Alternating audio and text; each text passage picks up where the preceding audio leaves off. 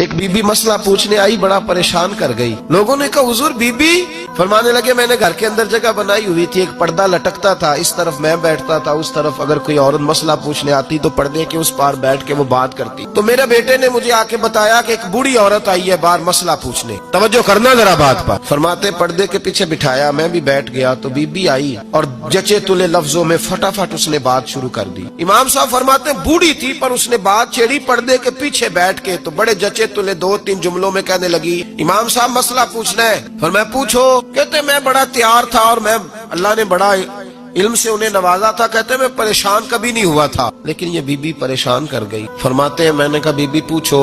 कहने लगी हुजूर मैं मेहनत की कमाई से रोटी खाती हूँ, चरखा रखा हुआ है, सूत काट के उसकी कमाई खाती हूँ, सारा दिन मजदूरी करती हूँ, कभी कभी काम रह जाता है तो 14वीं के चांद की रोशनी में छत पे बैठ जाती हूँ, तो चरखा काटती हूँ। बादशाह का लश्कर मेरे करीब से कभी कभी गुजरता है, उनके पास बड़ी बड़ी लालटेनें, बड़े बड़े उनके पास रोशनी के बंदोबस्त होते हैं। लश्कर बादशाह का गुजरता है तो बहुत बड़ा लश्कर होता है, कई किलोमीटर तक वो गुजरता जाता है, तो कई दफा अचानक उसकी रोशनी भी मेरे चरखे पे पड़ जाती है।